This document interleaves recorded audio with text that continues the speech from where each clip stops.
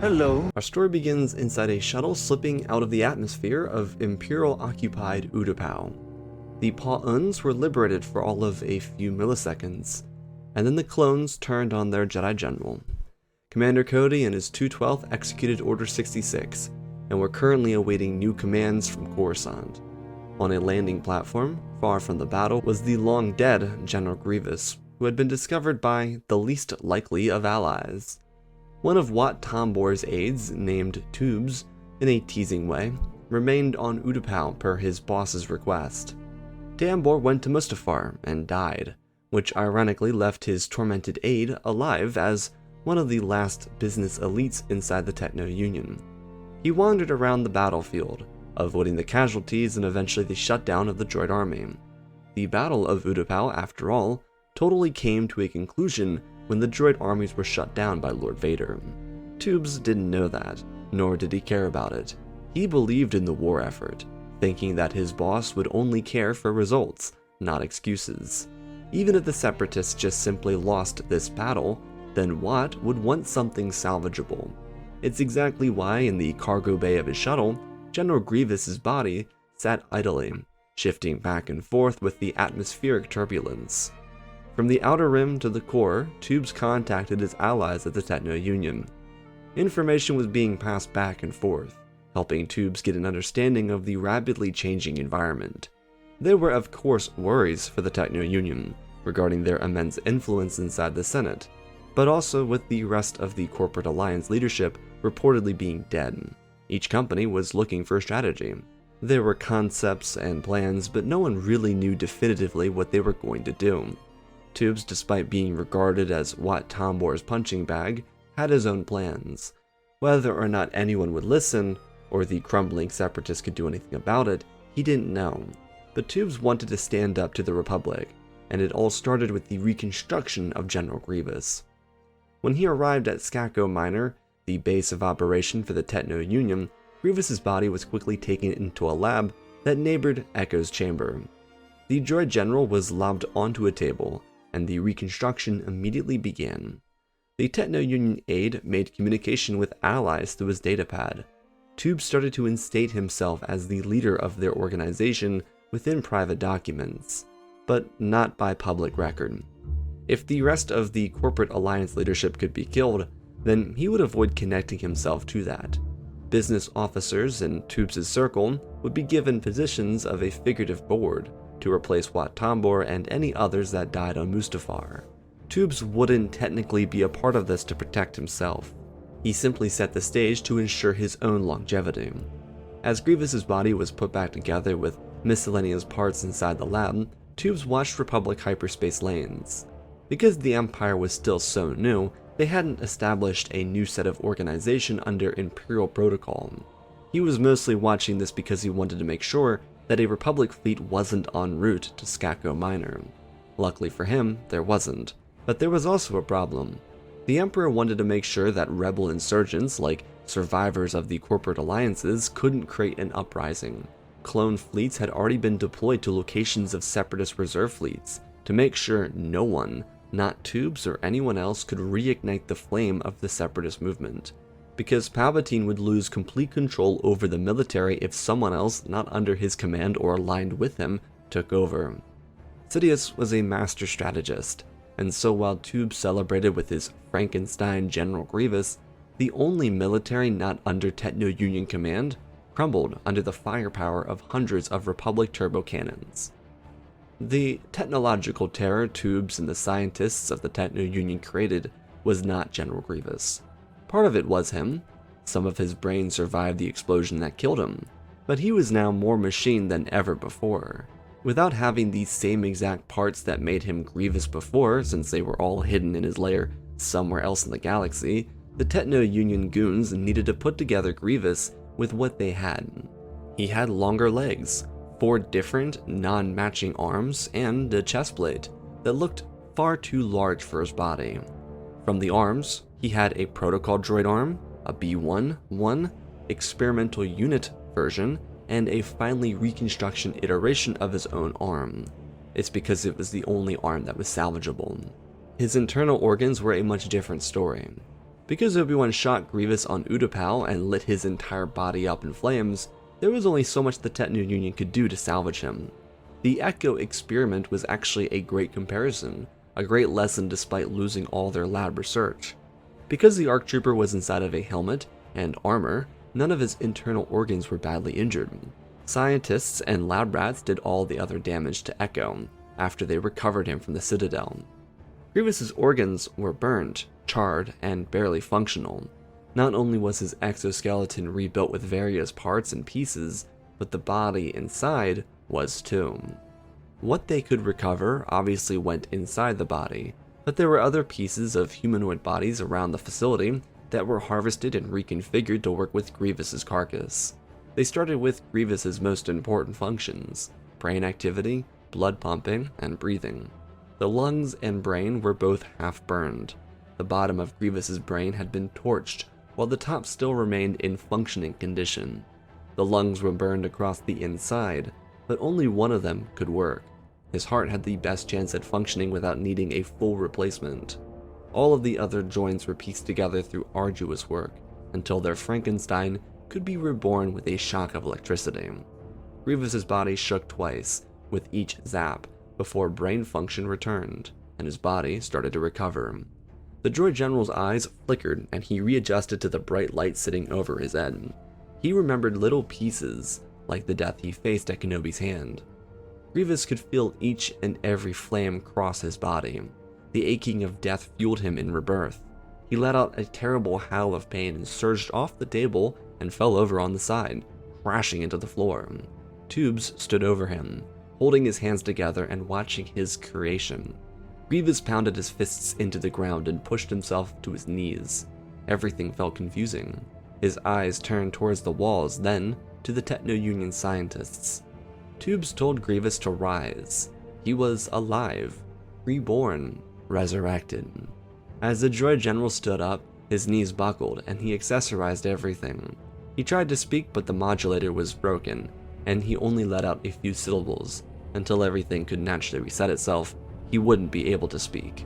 He clawed at the ground like an animal, trying to get a feel for his senses, as pains that helped him die continued to cycle out of him. Grievous endured a continuous cycle of burning that seemed to never end. Tubes allowed him to get these feelings to wash through his body, until he realized that he was no longer on fire and that he'd been brought back to life. Tubes told Grievous that he'd be coming along with him. The droid general looked and watched Tubes glide out of the room. He found his uneven footing, especially without clawed feet, and then followed the Techno Union business leader.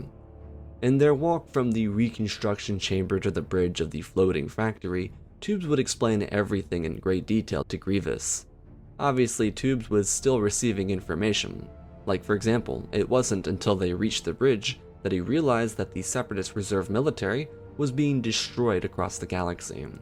There was nothing they could do because the facility at Mustafar sent out the shutdown command to the entire droid army. These were of course early reports, but they could be accurate, and Tubes had to assume that they would be. With what was a massive galaxy crumbling under the early hours of Imperial expansion, Tubes explained to Grievous that they were moving from a separatist coalition to rebels. They had no guaranteed future in this new era, so they needed to create one for themselves. They weren't going to make the obvious choices because they couldn't know how the Emperor planned on building his empire. The Union planned on going to separatist foundry worlds and recovering whatever assets they could. Tubes simply told Grievous to be ready for the Second Clone War. Whatever the Empire provided them, they had to take. This was no longer going to be the free galaxy that once was. They should be prepared for the Emperor to crack down on anything. The corruption that drove systems to the Confederacy was reaching its finalized form. Grievous, though, wasn't processing the information like he once would have. He moved on from his death, the one that brought him extreme physical pain upon his resurrection, but everything just said to him went in one ear and out the other. He couldn't really piece things together the way he would have as general of the Separatist military just a few short hours beforehand. He was miserable like this. There was a constant ringing in his ears, his vision was choppy at best, and there were flashes. Yet the most depressing thing about this new version of Grievous was who he really was. The Kalesh warrior, Quayman Jai Shalal, was no more. Whoever Grievous was during his heyday as a warrior for his home world was completely dead now.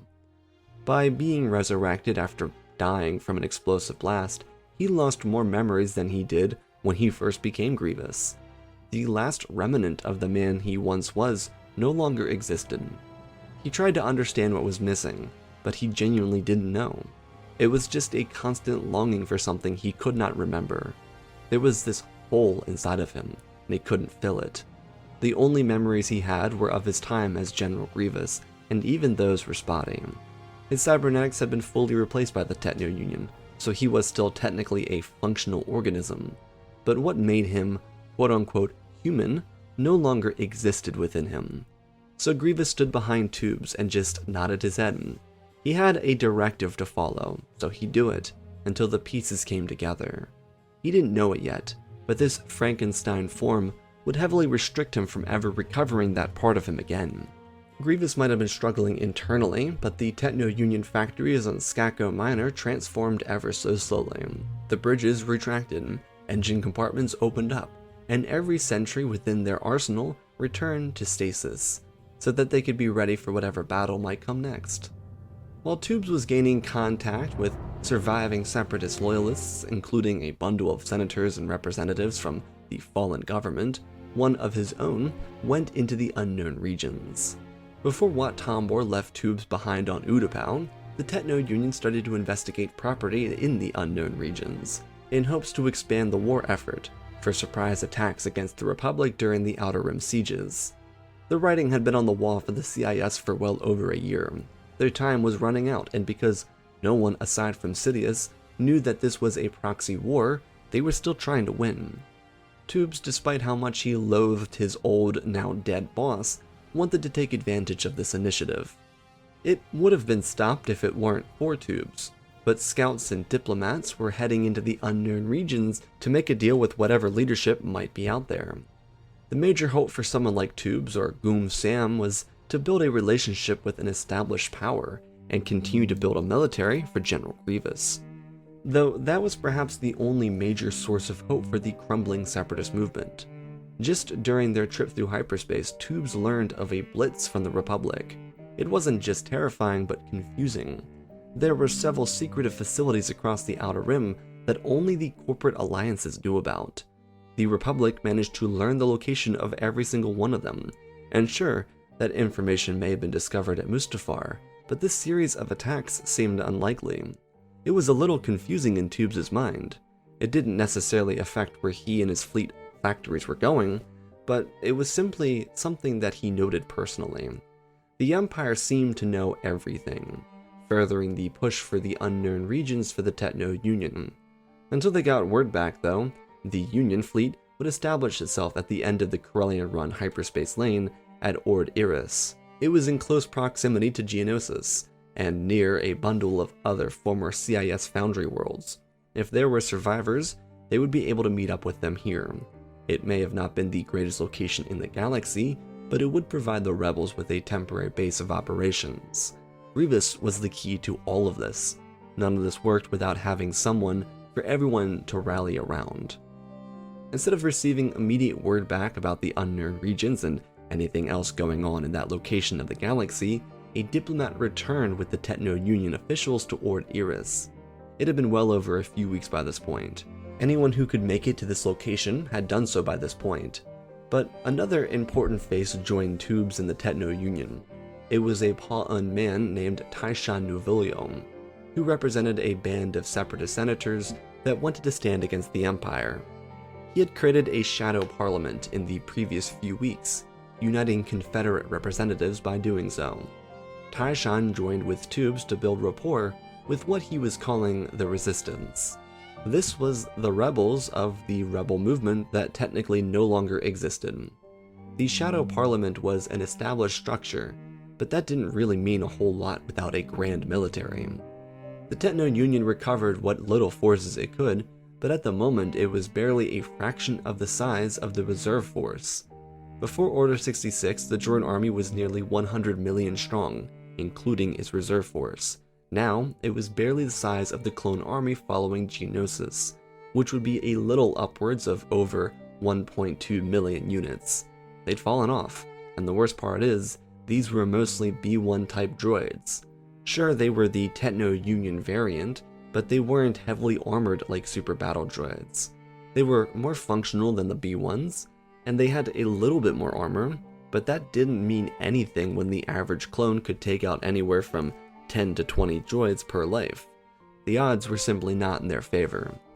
Additionally, while Tubes didn't know Grievous on a personal level or really ever interacted with him before, he noted that the droid general was acting weird. He wasn't fully present. He'd offhandedly mentioned Lord Sidious or Lord Tyrannus as if they had any relevance in any of this. No one inside the Resistance knew about Sidious, and everyone knew that Dooku was long dead. But Grievous was convinced that they had new orders from Tyrannus. It was a little worrying because it meant that their best warrior wasn't safe in the head. Luckily though, the diplomats that went into the unknown regions brought with them a representative of the Chiss people, a man named Thrawn, meant to speak on behalf of his own, to make a fair analysis of this resistance movement, and if a deal should be made with them. The Chiss were naturally distrusting people. They didn't believe in forming tight alliances with commoners inside the galaxy because of their placement in the unknown regions. The deal had to be very positive for them to see value in it, let alone accept it. Through various conversations, combat missions, statistical revelations, and business projections, Thrawn came to a conclusion. They would soft launch an alliance together. The only real reason this was agreed on was because of the Empire. Thrawn saw more value in a separatist military than what the Empire had to offer. The chain code system that was immediately becoming implemented, the weird shift from the clone troopers before and after Order 66, and the reliance on carriers inside of fleets played a very large part in this decision making. Firstly, the chain code system worried Thrawn because of the implications that the Empire didn't have an actual grasp on its citizens. This was a government that just won a civil war. It was fair to assume that they didn't trust anyone. It seemed motivated out of fear, basically. That was really what Thrawn worried the most about. If the Empire feared its citizens, then how great of a machine could it be? The clones mentioned by Tubes and Taishan became the second concern for the Chiss representative. He saw their instant betrayal of the Jedi as a necessary choice, but uncharacteristic of a military force. If the Jedi generals could be betrayed by their own army, then who else could be targeted by the clones? It was a specified genocide of a religious group. Not that Thrawn had some great care for any species or religion or the Jedi or anyone else from beyond the unknown regions, but the clones were an untrustworthy military. The Senate, Emperor, random planets, and or non-military targets could be betrayed by the clones. That wasn't something that anyone could just put their trust into. Obviously, he didn't know about the inhibitor chips. Thirdly, Thrawn worried about the structural makeup of the Republic, now Imperial fleet. Sure, they won the war, but Venators weren't a strong vessel in his mind. Based on what his people had seen in the unknown regions and the stories told about outsiders attacking the galaxy, he simply couldn't trust a military like what the Empire had. Sure, the Venator was a fine vessel, but it was still a carrier. And despite the Separatist military collapsing, their starships were designed for war.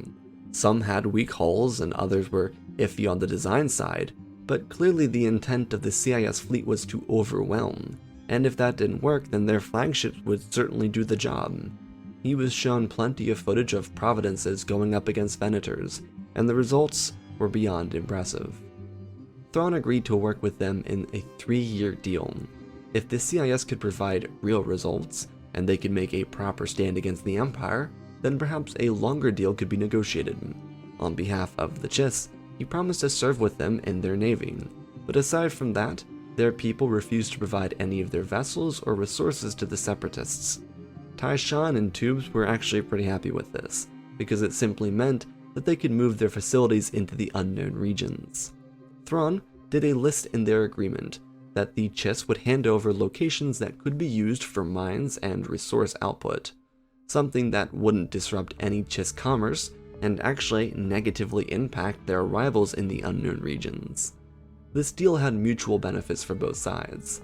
the Separatists could hide in the unknown regions and take advantage of the secrecy, while the Chiss had the benefit of using the CIS to handle their own rivals. It's not that they'd be employing the fallen Confederacy, but conflict would naturally arise when the CIS used resources in the unknown regions. There'd be more competition, and the Chiss would likely benefit the most from it. It would actually take well over a couple of months for Grievous to get his first taste of action again. Tubes didn't trust him. It wasn't safe. The worst part is, the Empire by this point managed to shift its media machine into its own control. So when Grievous did engage the Empire in a short skirmish in space, it was completely covered up. The Separatist fleet wiped through 3 whole Venators, killing off a couple thousand clones, some fresh GK troopers, and an Imperial Admiral. But not a soul would know. Not even the families would be informed of the loss. The return of the Separatists went completely under the radar. Tyshawn Nuvolio was insanely pissed off about this. Their glorious return was muted because of the media. Their rebellion went completely unnoticed by the population, which defeated the purpose. And to make matters worse, Grievous still wasn't himself. He might have won, but Thrawn was standing beside him during the entire battle. It was a flawless execution by the Chiss man, but all of the exercises Grievous had done to get back into functioning condition clearly weren't enough. He wasn't himself, least of all the version of Grievous he was during the Clone War. And he still resembled a Frankenstein cyborg. There were modifications, but Grievous believed until he won a lightsaber duel that he needed to suffer for losing to the greatly inferior Kenobi. Grievous punished himself to motivate himself. To Thrawn, Grievous was an interesting figure. All of his Kalesh history may have been gone from his head, but he presented a psychological study. The constant fluctuations between the present post-Order 66 Grievous and the Clone War iteration were curious to Thrawn, because Grievous only really understood his life after Resurrection. It's most of what he had an actual grasp on. But during battle or skirmish, he would see flashes of the Clone Wars. It brought him comfort. It was the thrill of battle that gave him life. Grievous wasn't exactly a fully functional being either. Sometimes he would just get this weird look in his eyes. While he had 2 lightsabers that were recovered after the Purge, he was never seen using them. Thrawn typically found Grievous in his free time, mumbling alone in quiet and dark rooms. There was a certain madness that followed him around. It didn't worry Thrawn per se, it was just something that he wanted to keep distance from, on the off chance that the individual snapped and took it out on those around him. While warring with the Empire wasn't effective at all, the Shadow Parliament started conceptualizing a plan for revenge. There was a movement coming into the Senate to suggest the reintegration of former Separatist representatives. It was going to happen regardless of this proposition, but it was meant to coincide with a bill being pushed by Senator Mon Mothma. The real agenda behind this specific bill was to ensure Palpatine couldn't abuse his executive overreach. It was hidden behind a bunch of reallocation of Imperial resources to planets affected by the Clone War. Realistically, she had a good chance of passing it, because she was basically parading around a plan that would continuously favor the Imperial Senate, rather than the Emperor. But the point of all of this was that Tyshawn and the Shadow Parliament could use their reintroduction into the Senate to attack the heart of the Empire, which was Palpatine. How could they accomplish it? They weren't really sure yet, but Grievous's involvement in the current war effort, thanks to the Techno-Union, would play a large part in their minds. This secret second Clone War wouldn't remain a secret, and it started with throwing their resurrected technological terror into more battles. It was the type of thing that would immediately, once recognized, attract the interest of the Emperor and especially of his citizens. During a ground campaign with a makeshift separatist force, the Imperial fortification received backup, in the form of the Inquisitors. Birdmask, Merrick, Grand Inquisitor, Fourth Sister Lyn, and Barriss Offee arrived. 5 Inquisitors, almost all of them, to prove their mettle, to show the Sith Lord that their employment would make a difference in this new era. They were no longer hunting Jedi, they were hunting Grievous. These former Jedi never saw Grievous during the war, and to be frank, they were all a little worried about confronting the well-known Jedi killer. Most of these Inquisitors had only killed maybe one Jedi if they were lucky, aside from Grand Inquisitor, so they all imagined the form of Grievous from the Clone War. But this version of Grievous was not like that. He was hulking, heavy-hitting, but also frail on his legs and weak in the head. During this specific battle, he followed behind a few waves of Techno-Union battle droids, and with the ignition of a blue and green lightsaber, he entered the corridors of the base. It was an operational command post during the Outer Rim sieges, basically providing any insight, relief, supplies, and communication to frontline troops. Right now, it was a training facility for TK troopers, meaning that clones, commandos, and TKs were fighting back against the droid forces. This base's location also stood on the outside of a town. Battle droids shredded through the Imperial defenses, and Grievous cut down the few clones who crossed his path. TKs didn't even try and fight, they'd run. The droid general would spear his lightsaber into the backs of running opponents. Of course, when the Inquisitors caught up to him, they readily challenged him in lightsaber combat. Their weapons all ignited. With Birdmask and Lin taking command, they jabbed and swung their sabers at the general. Grievous's cybernetics still had all the lightsaber forms, but everything that made him imposing or terrifying, methods he adopted from a past as a Kalesh warrior, were gone. He just simply ran through these saber forms like it was a drill manual. He beat back against the Inquisitors, kicking Birdmask into the wall and not killing him because Grievous's feet weren't clawed anymore. Grand Inquisitor threw his hand forward and launched the droid general through the air, who spun around and rolled his sabers above his head to block a strike from Barriss. He shoved up, launching her into the ceiling and pressing forward to counter Merrick. Their weapons collided, until Merrick watched his sabers stripped from his hands with Grievous's fourth hand, and his life was extinguished in a flash of green mist. The crimson saber spun around in Grievous's hand, and he beat it across the wall, uncharacteristically flimsy. The Inquisitors moved around the tight corridor on the top of the building, still 4 of them against 1, in front of the whole city. Grievous then, mid-battle, flashed to the destroyed hull of an acclimator on Hypori. He could see Ki-Adi-Mundi among 3 or 4 other Jedi. They were all a blur to him, but his sabers rolled around. He clamped down on Lin and flashed to Dathomir, feeling the burning across his face and how he relished in it. He throttled his wrist into Birdmask's face, and remembered crushing a clone's windpipe on Kenobi's starship. His sabers continued moving, and with each flashing memory, another Inquisitor body dropped, leaving the Grand Inquisitor to try and back away from this oppressive force. He raised his hands to kill the monster with the Force, but Grievous swung both of his sabers down over his head, removing both the Inquisitor's arms and then jabbing him in the heart with the last crimson saber. Behind Grievous, Barriss ran away into the clutches of battle, leaving her fate a mystery, especially to the Empire. The core group of Inquisitors were all dead, and instead of collecting their sabers, Grievous would only keep the one he used, the one he stole directly from Merrick mid-battle. The other sabers were destroyed, their crystals nothing but shards. Grievous continued his assault, claiming victory over the planet and showing his terrifying face in front of the locals. A victory here, though, meant nothing. It wasn't like the seizure of planets during the Clone Wars.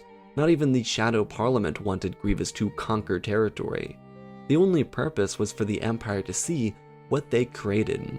They, by winning, may have already put to sleep an opposing government, but they created a cesspool for breeding monstrous creatures like the meshed-together Grievous right here.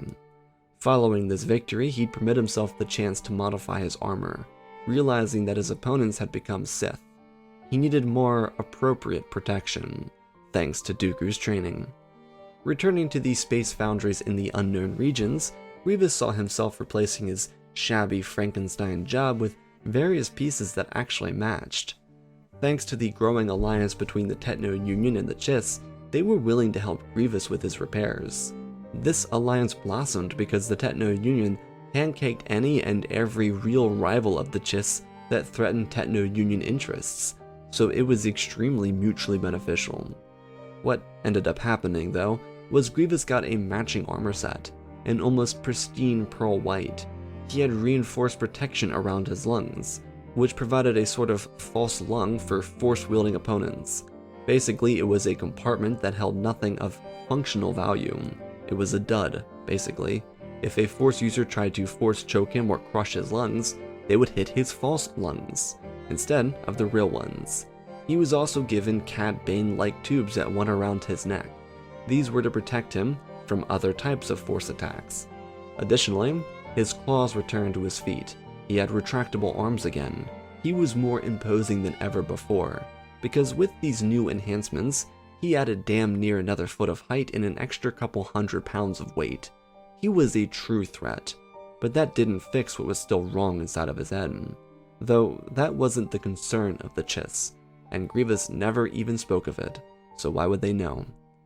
The Empire, on the other hand, had a myriad of problems. Their media may have not been allowed to reproduce images of Grievous's return, but rumors were circulating. Lord Vader was summoned by his master to go on a hunt for Grievous, while Palpatine continued to train him arduously due to the failure of the Inquisitors. The problems for the Empire were simply growing. The Senate was starting to question if the Jedi had truly outlived their value. To clarify, this wasn't some sudden sense of pro-Jedi stance. It was the Senate recognizing that Palpatine may have pulled the trigger too quickly, because this war was far from over. The Senate knew better than to spew out the truth to the public, because Palpatine absolutely used this separatist resurgence to pump more money into the military. But there were senators growing irritable. The reintegration of former CIS systems at this point was absolutely a no-go, and planets not even aligned were forced again to choose. The Empire wasn't making anything any better, and instead of trying to trust people who might actually have good intentions, the Empire was kicking them out, leaving them out to dry, giving them another reason to hate this administration and its government. Another reason the Imperial Senate started to question the Jedi Purge was the effectiveness of the clones. Since the fall of the CIS and the rise of this resistance, the clones hadn't been as productive. Palpatine obviously used this to parade the whole TK Trooper thing, but it also led to something else. Imperial fleets were losing, clone morale was at an all-time low, and at the center of all these conversations and covered-up losses was Thrawn. To him, the chess match was remarkable. Republic officers and clone captains were all too predictable. Their fleets always anticipated the movement of a super tactical droid, which of course he studied. It's what made Trench so effective back during the war, even Grievous too. They were sentient admirals that could adjust without relying exclusively on the odds. Thrawn simply took someone like Trench's fire to the next level. He was undefeated with far less resources and smaller fleets, even managing to knock off 2 or 3 individual Star Destroyers in the process. He was addicted to the game of war, and the Empire, especially its leader, were feeling the ramifications of a Grievous and Thrawn alliance. Vader wouldn't find Grievous in months. It would take well over a year for the two of them to ever cross paths, but the continuous eruption of combat was part of the reason. Thanks to the internal and continuous retiring of Republic Venators, the Empire pushed to rely more on larger starships. While it wasn't like every Venator went to the junkyard, it was a slow and frequent enough process for Thrawn to take advantage of these abandoned vessels. Before all of them could be completely dismantled, the Resistance would steal as many as they could. Additionally, thanks to the production in the unknown regions, the Resistance had a proper military to stand against the Empire. It was a rough period for the Imperial Senate, because there was constant movement to trade clones out for human volunteers or enlistments, but it never really helped the progress of the war. The clones, certainly, were growing tired of the negative rhetoric towards them, and Order 66 had pretty much worn off for almost all of them. They realized that they'd been used by their government, and it was only a matter of time until they did something about it. But the thing is, and what became apparent to Thrawn over the course of these past several months, was the fate of the war. It was going nowhere. No one would win, and that was perhaps what the galaxy needed in his mind. The Techno-Union and its allies might remain a powerful ally in the unknown regions, but the rest of the inhabited galaxy would likely lose out on its government. The Empire was frail, getting weaker by the day, and Palpatine gutted any natural power it would have without his influence. Thrawn understood that, at this point, he was simply fighting to keep up his end of the deal. He was doing this for his own experience and for the Chiss people, nothing else. Because regardless of how many battles he won with inferior forces or worse tech, he would never win the war. it was mathematically impossible. The Shadow Parliament might be impressive and all, but it really was just what its name implied, in the shadows. Not even Tubes, the leader of the Techno Union, believed in this cause. This, more than anything, was a revenge plot, headlined by Grievous and Thrawn, because they weren't conquering territory, they weren't rallying systems around them, they were just simply destroying and causing more fear. Regardless, Vader and Grievous crossed paths after a large-scale skirmish below an important Imperial naval base. It was just another strike to get the resistance in the news cycle. The Shadow Parliament wanted their victories to reach mainstream media, not to capture planets, and ironically, infrequently did they ever reach the media. It just wasn't a united or unified group. Thrawn chased experience, Tyshawn wanted publicity and revenge, and Grievous was participating in a fight that he didn't even know if he believed in. It didn't matter anymore though. After killing off every Inquisitor the Empire sent after him, Vader was here. They met in the middle of a scorched out street. The Dark Lord ripped his saber in action, and Grievous countered, using 2 of his 3 lightsabers. He opted to only use 3, with the singular Inquisitor saber staff as his 3rd. It confused saber opponents, but ironically the only individuals with sabers that Grievous killed were the Inquisitors, not a single Jedi, so the entire Inquisitor unit was destroyed. To prepare for this battle, Sidious actually took an interest in Vader's training so that he could win. The duel started off with a shared collision of blades. The Dark Lord tried to press an aggressive assault against the war-hungry droid general. Vader searched for a place to expose Grievous, and he did. Their weapons continued to bob and weave off the other, as Vader forced Grievous into a wall and backed away speedily. With the raise of his hand, he choked out Grievous's lungs, crushing them. The droid general dropped to the ground and held his ribs, feeling the burst from inside his chest, but he recognized that the attack was a foolish one. All of the defenses that the Chiss put into him were for this moment, and it came in clutch, because his real lungs were perfectly fine. Grievous shoved his saber upwards, surprising Vader, who was about to execute his opponent. The weapon went straight through Vader's stomach, and he stumbled backwards into the wall. Grievous pounded the Sith Lord's helmet with his metallic hand, and it didn't do significant damage, but it stunned Vader. He couldn't believe the audacity. Their lightsabers reconnected as the Dark Lord tried to figure out how Grievous was still functioning without his lungs.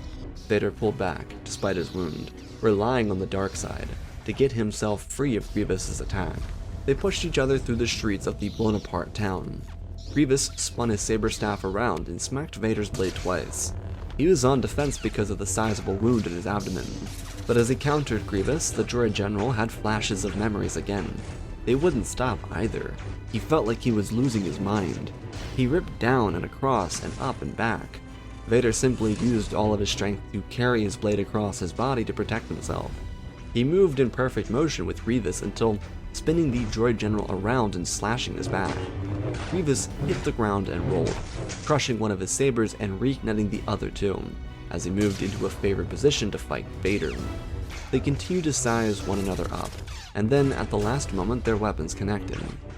Across the galaxy on Coruscant, after months of continuous losses, a band of clones made a move on the Emperor, dressed as shock troopers.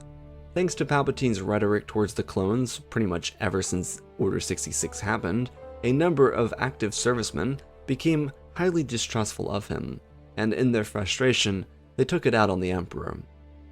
Thanks to Palpatine constantly propping up the Imperial Stormtrooper, rather than the men who won him the previous war, they felt wronged, betrayed. So while it could have been the Shadow Parliament, Thrawn, Tubes, Grievous, or Tyshawn that would have tried to kill Palpatine, it ended up being his very own creations. All of his work to make them his personal slave army was for nothing after Order 66. If the Separatists didn't return as a resistance, it probably wouldn't have ever come. The clones attacked him with blasters, and when that didn't work, with the ignition of a crimson lightsaber, one of them untied a bomb on their chest and killed everyone in the room. This death affected Vader immediately, as he sensed it from across the galaxy. His master was killed by someone or something.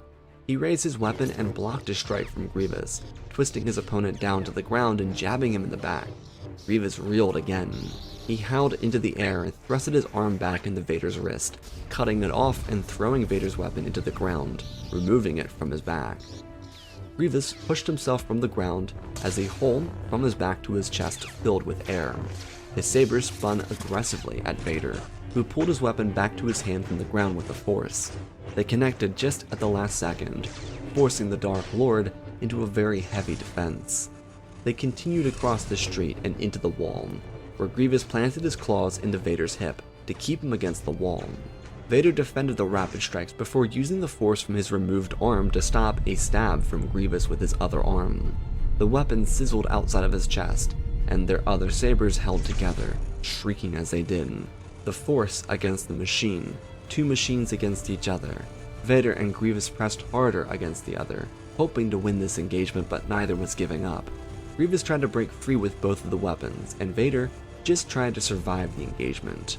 When with the darkness, he turned his focus to Grievous's throat again. The Inquisitor saber that Grievous was trying to press past Vader's Force defense went straight through Vader's chest, lodging him into the wall further. The Force choke, though, didn't work, and the last Sith realized what he needed to do. Without anywhere to go, he slipped his lightsaber defense, allowing Grievous to chop down against his collarbone. Vader reeled again, but he slapped his saber down and up across Grievous's neck, cutting off his entire head, dropping his body to the ground and killing the droid general again. Two lightsabers and a set of clawed feet remained attached to Vader's body, and he forcibly removed each of them as he stepped away from a victory he barely obtained. He stumbled and turned to look at Grievous's body. He won. Satisfaction rolled over him for all of 10 seconds. He did the unthinkable. He destroyed General Grievous, even in this state as Vader. He was now the last of the Sith. And then, he fell to his knees and died beside his opponent. The death of Vader and Grievous, though, almost came at no grand cost. Grievous may have reinvigorated the fight for the Separatists, but in the absence of the Emperor, the power struggle began. The Imperial fleet continued to challenge this resistance, but in the end, these were almost pointless skirmishes. Not to say that everything that led to this happened for no reason, but that no one would follow the Shadow Parliament. Thrawn's victories were just triumphs for the Chiss, who wanted no part in a galactic conflict. They didn't even want galactic territory. The Empire didn't have clones willing to fight or train stormtroopers, and the Senate broke into factions as they tried to finalize a way to destroy these insurgents. But the problem was that by this point, the Imperial Rebirth Act proposed by Mon Mothma passed, and it only gave the Emperor more executive power inside the Senate, meaning that the representatives had no influence, and then were given an immense amount of power because there weren't really any rules for what should happen if Palpatine died, so it became a free-for-all. Allies from the Clone Wars became factions. Coruscant was abandoned, as the Techno-Union tried to sweep in and seize control over as much of what they could. Sure, they were still winning battles without Grievous, but something fundamentally changed with his death. They were no longer assured a trustworthy champion of battle should Thrawn decide to leave their ranks, which, due to the Chiss government becoming very wary of the technological growth of the Techno-Union, they decided to slowly remove themselves from their ranks, basically peacefully breaking off their alliance before the contract expired, by pulling Thrawn out of the Techno-Union military. To the power-hungry Taishan Nuvolio and Tubes with the Shadow Parliament, this wasn't seen as a direct threat. The only reason this wasn't perceived as a threat was due to their interest in claiming territory in the known galaxy. The Techno-Union really had nothing to gain by picking a fight with the Chiss even if it wanted to. It had no influence on the politics of the galaxy, so them losing Thrawn wasn't personal, but it costed them heavily in the following weeks to months and eventually year. The Separatists were not the same without him, or even Grievous. And sure, one could argue that no one would win the free-for-all, which was true, but for the resistance movement of the former Separatists, it was almost a pointless fight. They tried and tried to take control over former CIS territory, but no one wanted to return to their ranks. Former Republic planets didn't want to either, and the neutral systems were building up their own fighting force. The second secretive clone war, in only one full year, became a full-blown battleground for the galaxy, one between factions without the influence of the Sith. There were multiple coalitions to rebuild the Republic. There were pro-Empire alliances, There were neutral forces and of course the Techno-Union / Shadow Parliament alliance. It was a war for control, power, and status in a galaxy that no longer existed. Unfortunately for Grievous and Vader, they were the products of Palpatine's plans to dominate fate in the Old Republic. Now all three of them were dead, and billions would have to atone for their actions. In the years following the collapse of the Empire, there would be peace. The clones in all actuality had a better fate than anyone would have otherwise. Kamino was never destroyed because of the Separatist resurgence, and so the clones returned to their home world and took it over. The Empire was in shambles, and the galaxy became divided up amongst the victors of the Second Clone War, as people called it. The irony being that the clones played such a very little part in the conflict itself. But the factions broke each other down. The all-powerful Techno-Union realized it was nothing without Thrawn. By the time they came to that conclusion, it was too late, and they were destroyed by rivaling factions. The Chiss took over their foundries in the unknown regions, providing their small planet and Thrawn with the necessary resources to protect themselves. The Jedi in the galaxy divided by war were able to reunite. Without the Inquisitors or Vader hunting them down, they escaped. They came together with almost 100 strong and started working on a new order for themselves. It would be vastly different than the one they all grew up in, but it would completely avoid the politics of the galaxy. With peace brought, one might assume that order would come too, but it wouldn't. Instead, after multiple years of conflict, including the first Clone War before it, the people remained separated. Factions defined the galaxy for decades as old rivalries were slowly put away in favor of defeating the rising criminal syndicates. Like Maul and Crimson Dawn, the other pirate coalitions wanted a piece of the galaxy too, and they did get some. But in unity, as the galaxy slowly reformed, they'd be able to stomp out these syndicate powers. Which, in the end, meant that after turmoil for decades and the Purge and the Clone Wars, that there was peace. It was hard to obtain, but because of how it returned to the galaxy, it remained a staple in the process to rebuild the galactic government. With the Sith gone and the Jedi hiding in secrecy, the people of the galaxy were the ones to control their own destiny. And all of that came to fruition thanks to one of the galaxy's greatest conquerors, General Grievous. And that, my friends, is a twisted and dark, kind of neutral story. A special thanks to all the patrons for supporting the channel. Smash the like button. Let's talk about this story. Putting Grievous in the era of the Empire, especially early Empire, really gives you a lot of leeway with him. And that's kind of why I chose immediately after with this story. I think it gives a lot of kind of Bad Batch vibes, but it also allows for a scenario like this to happen. I did go into this with the idea that it would be a darker story. It is kind of subversive because I think I did the Emperor Grievous one, or he joins the Rebels one. It's very kind of hopeful or kind of neutral positive, where he becomes this worn down conqueror who just goes back home. This is kind of psychotic, and it's meant to be. It's kind of meant to reflect the terrible habits of the Techno-Union, where they're playing God with something that they shouldn't play God with, and Grievous has to suffer as a result. And that's just simply the truth. He does have to suffer as a result, and he never really gets a chance to have a free and full life. He's not really there. He is just Frankenstein. He's just kind of, he's physically present, but the lights are on, no one's home. He's just kind of existing, and he's suffering in a way. So him dying to Vader and killing Vader in the same go is kind of his triumph. That's him kind of finally letting go and getting to transform into the living force, basically. Is that he's just constantly suffering. And I thought it'd be fun for the story for that to kind of be where this goes. And it's really meant to kind of feel like it's kind of chugging along towards this separatist victory, but even in your subconscious, you know that they're not going to do it. You know that they're not going to do it, because how are they? No one's trusting the separatists.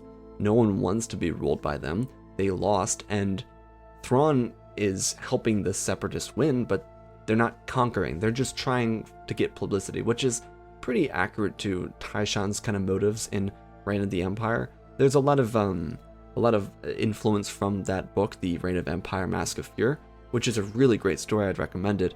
But it's kind of you take some of that aspect, which is Andor in book form, but also some Bad Batch and Clone Wars, late Clone Wars stuff, where it's just it's kind of like going forward in a way that you think is going to go towards like maybe Grievous will win this war, but no one's like, there's not going to be a government. And I really wanted that like kind of false sense of hope / potential security for Grievous's fate to kind of be like the center of the story, where he's suffering and you think he's going to get out of it, and his way of getting out of it is by conquering a battle, is by technically winning a battle that he doesn't know he wins. So I hope you all enjoyed the story. It's definitely on the darker side. It's definitely a little bit more edgy and gritty, but we did get to see General Grievous and Thrawn work as a duo, which is one of my favorite aspects of this story, because it's just like a unique duo that really would be super successful even with a Grievous in this condition. So hope you all enjoyed. I love you all. Spread the love.